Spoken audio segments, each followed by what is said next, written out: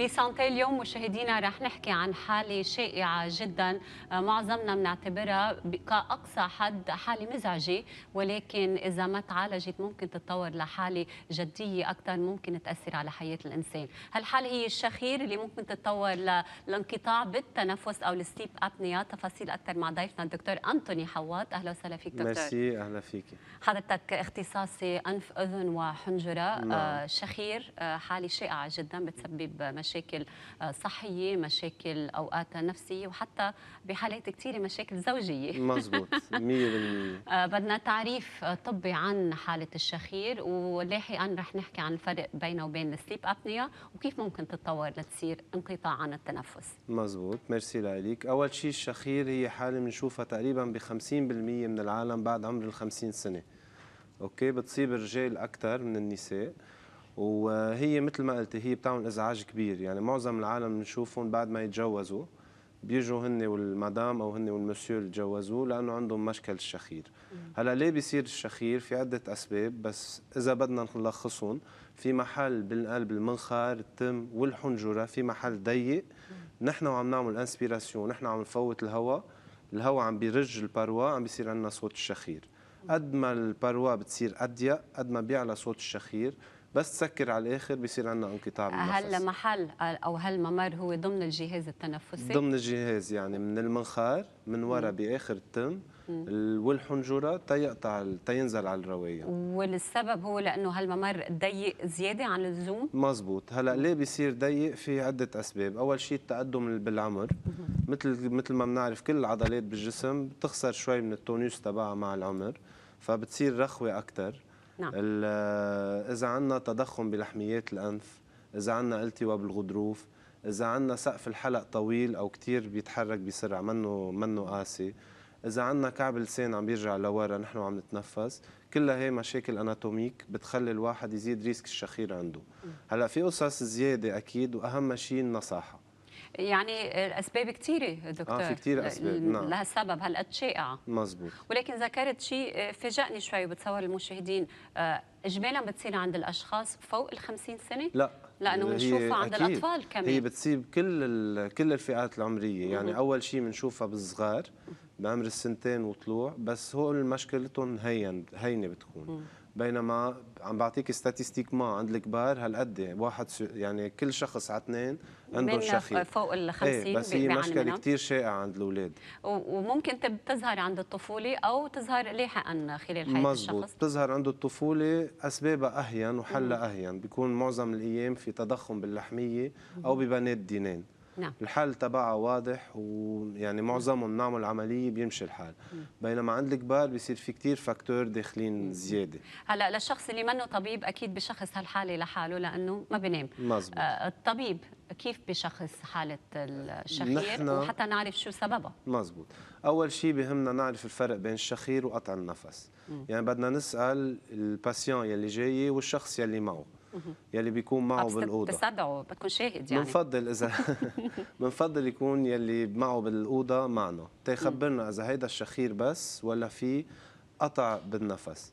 عاده بيخبرونا انه بيكون عم بيشنخر كل وقت، فجاه بيفكروه وقف شخير. صح. بيرجع بعدين ببلش نفس، هيدا قطع النفس. مزبوط. هيدا اول شغله. كأنه تذكر يتنفس، كأنه يعني خلص وصل لمحل وطي كثير الاكسجين، عمل رياكسيون بده يتنفس. ثاني شيء بنسال الشخص بحد ذاته اذا تعبان بالنهار، اذا عم بينسى كثير، اذا بيوعى الصبح كانه ما نام كل الليل. في كثير عالم بيجوا عم بيعملوا اكسيدان، بيكونوا سايقين عم بيخفوا بيعملوا اكسيدان. هول كلهم ان فافور من قطع النفس. دكتور حوات بعتذر منك، عنا نقل مباشر من استوديو الاخبار وراجعين.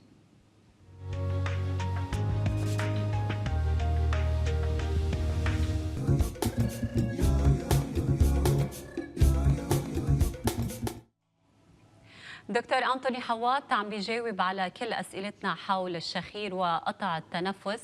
كنا عم نحكي عن العوارض دكتور والأسباب، كنا قلنا انه المجرى الهواء حسب وين في اضيق نقطه هي بتكون السبب اجمالا. مزبوط، محل ما عم يقطع الهواء ويخلي يصير ترج البروا، نعم. هون بيكون سبب الشخير. وكيف بتشخصوها؟ في فحص؟ بس تاكدنا انه اول شيء بنتاكد مثل ما قلنا ما في قطع نفس، اذا في حيلا دوت انه في قطع نفس نعمل تخطيط للنوم. نعم. تخطيط للنوم بينام المريض، في اجهزه اكيد موصول عليه، نعرف اذا عم بيقطع نفس كم مره بيقطعهم بالساعه، وكل مره قطع نفس قد ايه وصلت ساتوراسيون اكسجين، يعني قد ايه عم بيوصل اكسجين على على الجسم الدم وعلى وعلى الدماغ الدماغ بالتالي. 100%. هلا وقتها في شخير سامبل بنعمل الاكزامان كلينيك تبعنا يلي بدنا نشوف بالمنخار اذا في التواء بالغضروف، اذا في تضخم باللحميات، اذا في انواع من انواع السينوزيت كرونيك يلي عم تعمل له مشاكل، او حساسيه كمان او الرجي. نعم. مزبوط، عند العالم يلي بتشخر فتره صغيره بالسنه مش كل السنه بننبش على الرجي على سينوزيت. بنطلع بالتم اكيد شوف بنات دينين اذا كبار، اذا في سقف الحلق طويل، اذا الطنطوله بسموها اللويات يلي بين بنات دينين بالنص هي فيها كمان تكون طويله وعم تعمل مشاكل.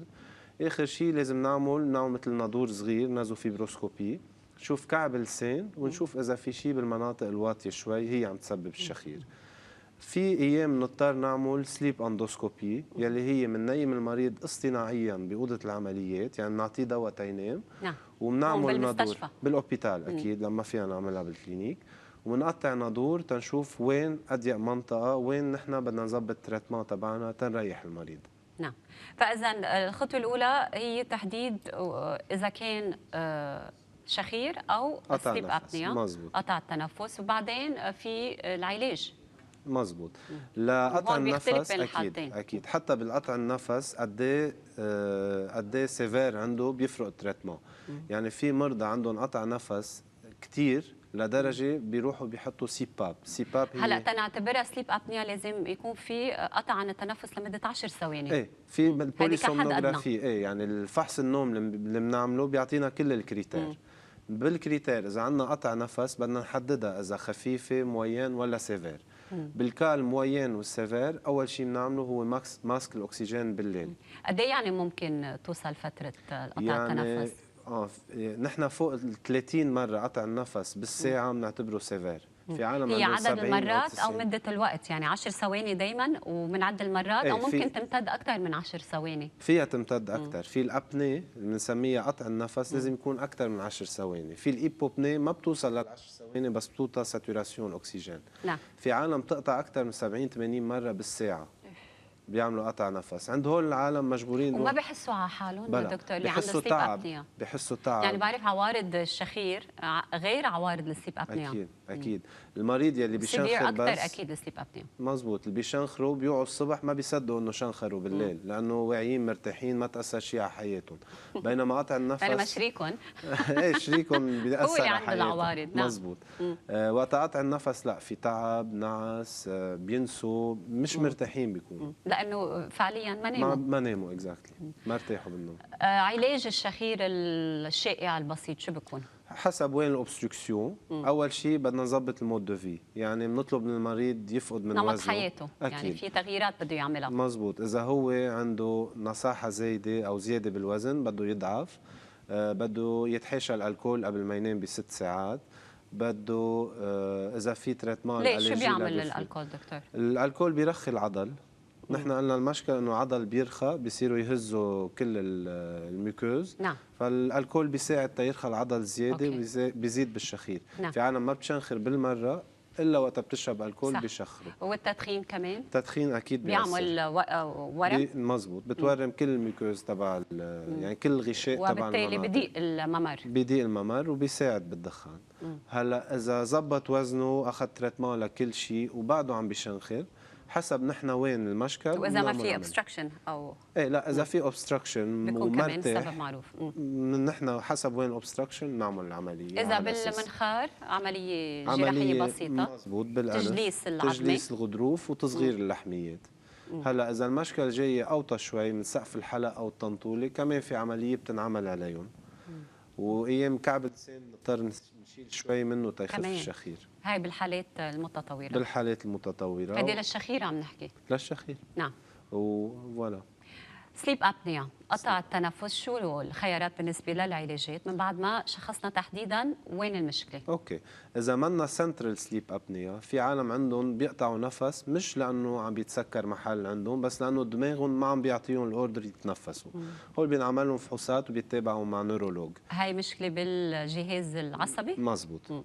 بينما الاوبستراكتيف سليب ابنيا يعني عندنا تسكير شي محل، بدنا نشوف وين المحل وعلى اساسه نشتغل.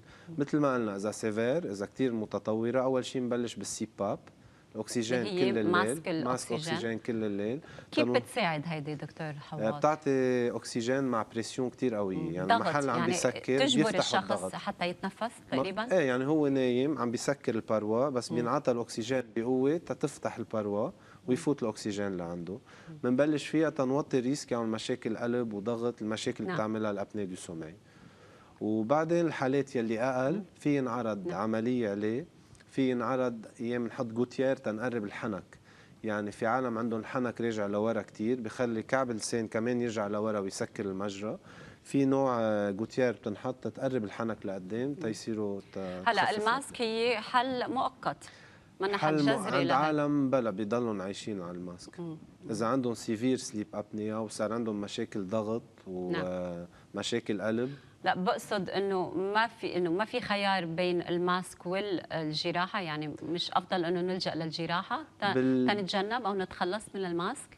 اي متى بنلجا للجراحه؟ يلي عندهم ابنيه كثير خفيفه، يلي ما بيقطعوا كثير بالساعه، او يلي عندهم اياها موين وقدروا يخففوا وزنهم وياخذوا تريتمون وخفت. بعكس ما بنعتقد الحالات المتطوره واللي بتشكل خطر اكبر هي اللي بحاجه لجراحه. ايه مزبوط، بعكس ما العالم بتعتقد. لا، الحالات المتطوره اول شيء من الماسك الاكسجين. اعطينا فكره دكتور عن المشاكل اللي بتسببها السليب ابنيا، ما حكينا عن عوارضها والمشاكل وليش بتشكل خطر على الانسان حياته. لانه في ساتوراسيون الاكسجين يلي ما عم توصل.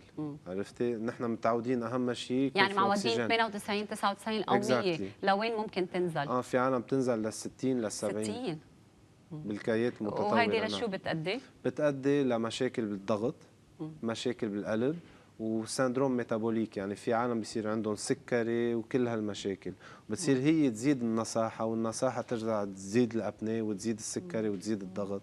يعني بدنا نكسر سيكل شي محل نحن.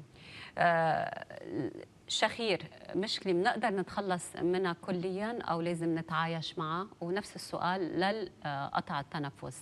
الشخير بنقدر نخلص منها اذا فريمون المريض حسن بحاله، زبط القصص اللي حكينا عنها، الكول، دخان، الرجي، نصاحه، ونحن عملنا دياغنوستيك المضبوط وعرفنا نوسع المحل الضيق، في يخلص منها. الابنيه دو سومي اصعب شوي، يمكن يضطر يتعايش معه المريض. دكتور أنطوني حواد، شكرا لوجودك معنا ولهالمعلومات القيمة. أنا وياك نتمنى لكل المشاهدين نهار ممتع وليلة هادية بعيدة عن الأصوات. شكرا لك. وقفة قصيرة مشاهدينا ومننتقل لعالم الجمال والحفاظ على الشباب مع الست ليلى عبيد ضمن فقرة بيوتي.